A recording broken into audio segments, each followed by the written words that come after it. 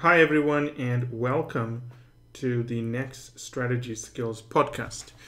In today's podcast, what I've decided to do is, well, at least for the next few podcasts, what I've decided to do is go back into the visioning workshop and recapture some of the most important points that you need to remember. And the reason I've done this is mainly for two reasons. One is in speaking to clients who have access to the full study on our website, because obviously I'm showing you just a tiny amount of the material that appears on the website. But in speaking to those clients who have access to the full material, I feel that people sometimes misunderstand how the visioning workshop is meant to work, or they skim through key concepts and miss some of the elements. The second reason is that for those people who are watching the sort of free or complimentary videos through the Strategy Skills channel, they have asked for more clarity, so I've decided to put it together. Now, I do want to stress a point that the full study, it's a live study, it's being updated right now, but it's scheduled to have over, well, I would say just over 700 videos, and over 5,000 slides are going to be loaded up.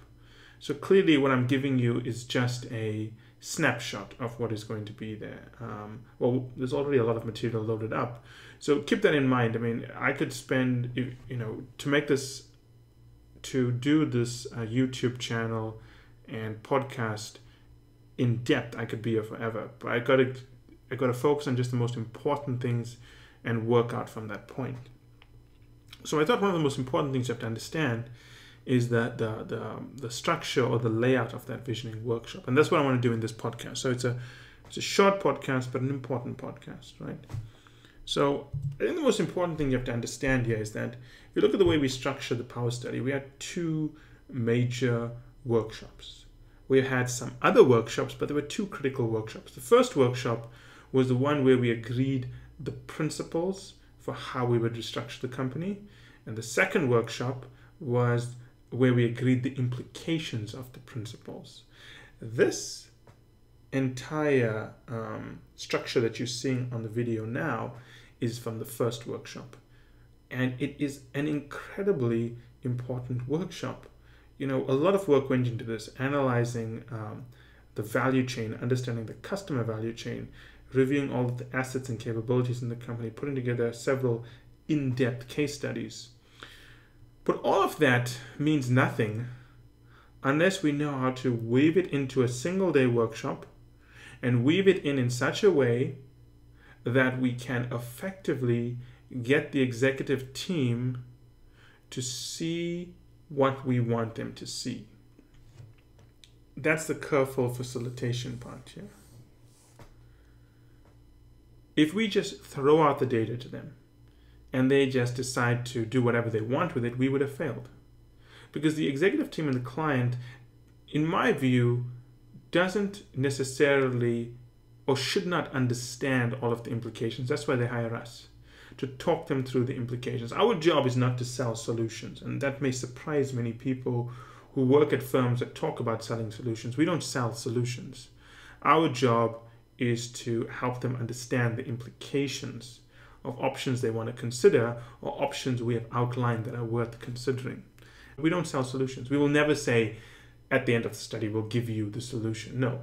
At the end of the study, we will outline your options and tell you the implications, but it is your job as a board of directors under our, I wouldn't say even guidance or supervision, but with our input to help you get to the answer. Now, that visioning workshop runs over basically a day. And in that day, we have got to do a couple of things here. We've got to get the board to focus on two areas. One is all of the what I call predictable changes happening in their business. And really it's a review of the business. It's a sobering review of their business. A couple of things we do is we obviously present the focus interview feedback. What are the executives saying? What are the employees saying? What are the stakeholders saying?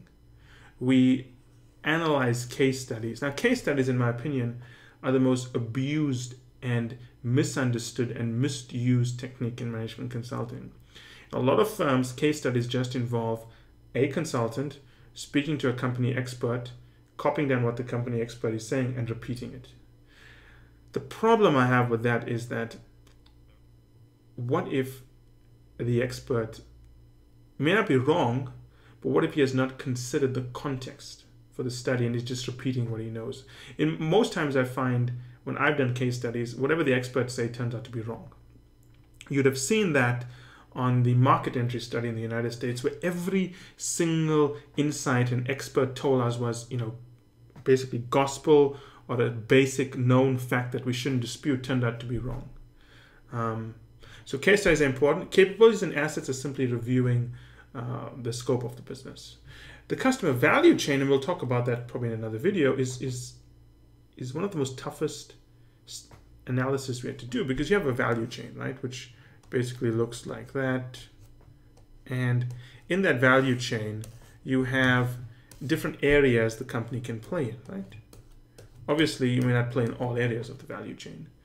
For example, if you're an FMCG company, you play in the manufacturing side of the value chain, but you don't really get involved in distribution, right? You leave that to supermarkets.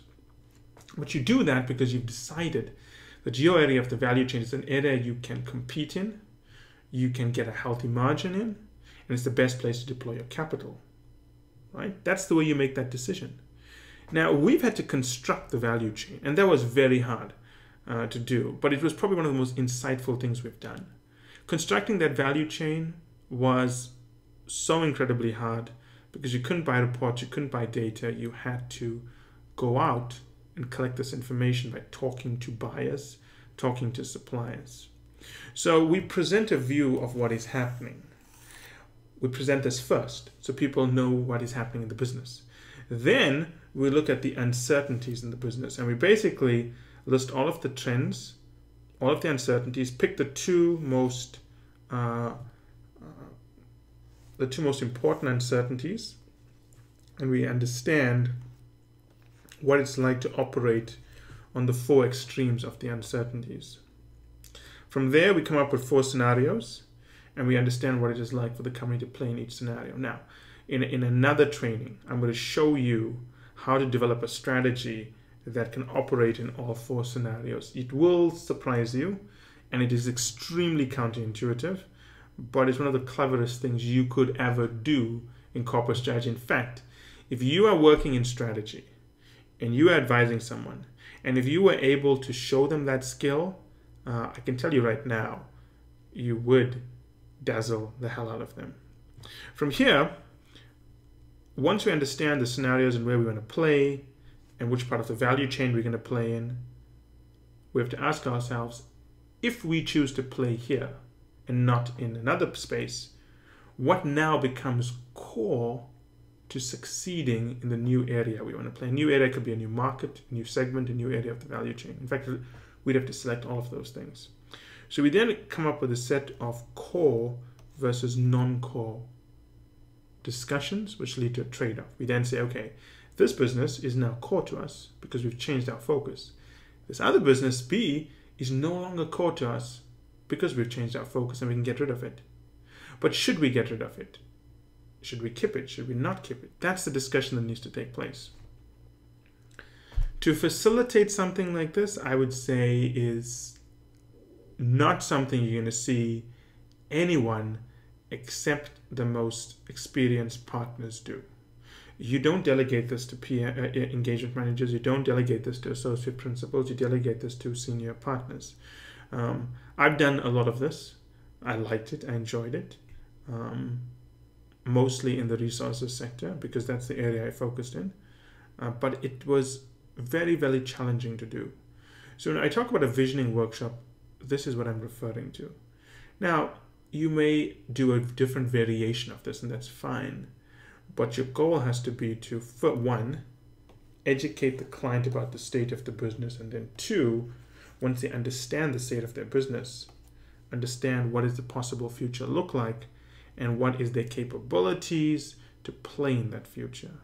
And at the end of this, we basically came up with a set of rules for the way the client would operate. And of course, that all that detail would be in the full study that we have on the website.